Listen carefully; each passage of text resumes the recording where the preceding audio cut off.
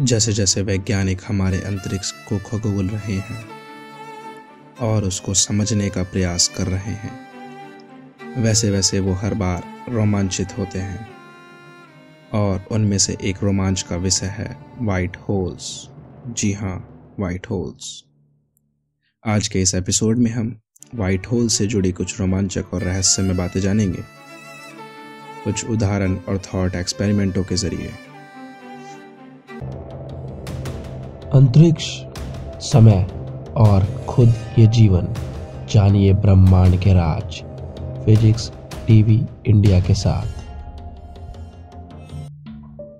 हाय दोस्तों, मैं हूं सौरभ और आप देख रहे हैं फिजिक्स टीवी इंडिया। स्वागत है आपका एक और नए एपिसोड में। दोस्तों, पिछले एपिसोड में हमने जाना था कि ब्लैक होल क्या है और इसका निर्माण कैसे होता है। अगर आपने अभी तक हमारा वो वीडियो नहीं देखा तो पहले आप उसको देख लीजिए, क्योंकि अगर आपको ब्लैक होल नहीं समझ आया तो वाइट होल समझने में थोड़ी परेशानी हो सकती है। उस वीडियो का लिंक आपको डिस्क्रिप्शन बॉक्स में मिल जाएगा, तो उसको जरूर देख लीजिए।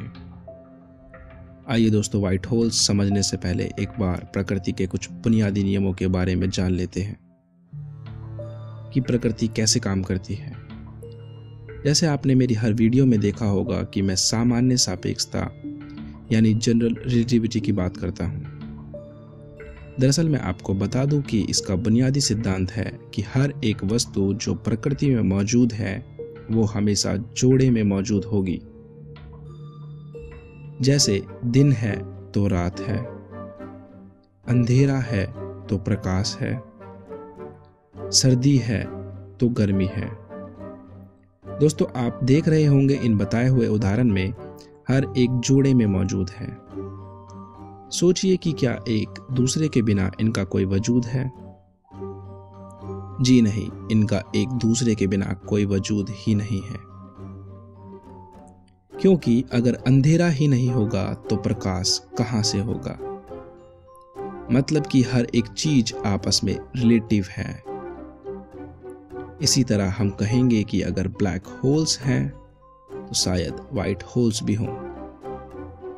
इसे और बेहतर समझेंगे आने वाले वीडियोस में, जब हम बात करेंगे सामान्य सापेक्षता या जनरल रिलेटिविटी की। आइए अब वाइट होल्स के बारे में समझते हैं। सामान्य सापेक्षता यानी जनरल रिलेटिविटी के परिणामों के आधार पर वाइट होल्स एक ऐसी खगोलीय वस्तु है जो कि ब्लैक होल के विपरीत काम करती है। यानी कि यह प्रकाश या किसी भी वस्तु को अवशोषित करने की जगह उसे रिहा करता है। मतलब कि यह अपने अंदर से हर एक पदार्थ और प्रकाश को बाहर की ओर धकेलता है।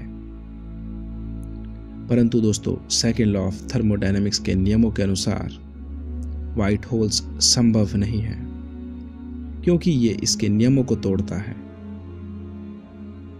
आइए एक बार देख लेते हैं कि यह सेकंड लॉ ऑफ थर्मोडायनेमिक्स को कैसे तोड़ता है।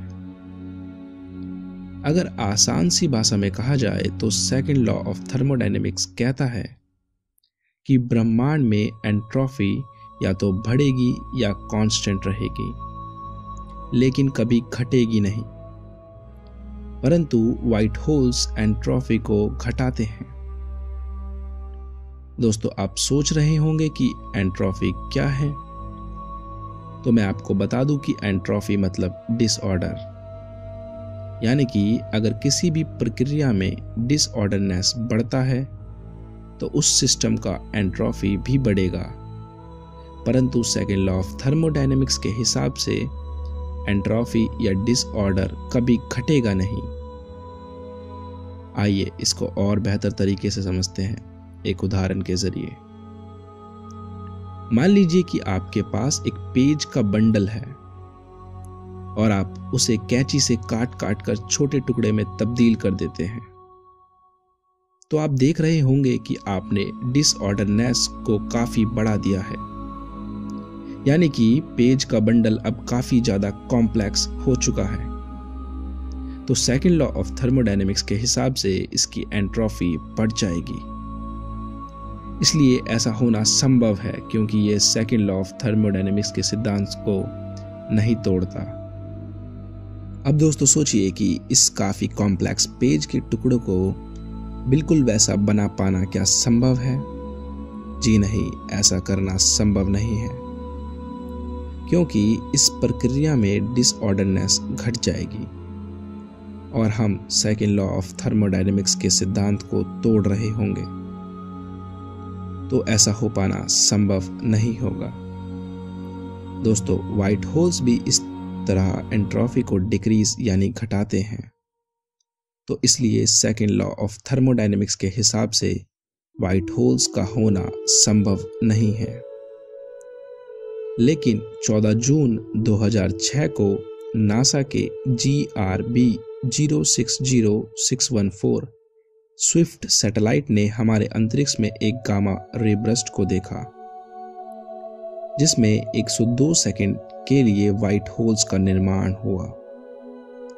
इस गामा रे बर्स्ट के कारण शायद व्हाइट होल्स हों, यानी कि हमारे अंतरिक्ष में अभी भी काफी राज छुपे हुए हैं जिसे हमें ढूंढना बाकी है।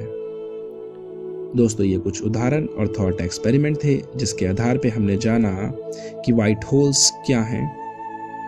दोस्तों, आज के एपिसोड में इतना ही। आने वाले एपिसोड में हम जानेंगे ब्लैक होल से जुड़ी और कुछ रोमांचक बातें। तब तक के लिए अगर वीडियो पसंद आया हो तो लाइक कीजिए, और अगर ब्लैक होल के जरिए समय यात्रा से जुड़ा कोई भी सवाल हो तो आप कमेंट बॉक्स में पूछ सकते हैं, या फिर व्हाइट होल्स के बारे में आपको कुछ भी जानना हो तो आप पूछ सकते हैं। और दोस्तों, चैनल को सब्सक्राइब करना ना भूलें ताकि आप बिना किसी परेशानी के अंतरिक्ष, समय और ब्रह्मांड से जुड़े राज यूं ही जानते रहें।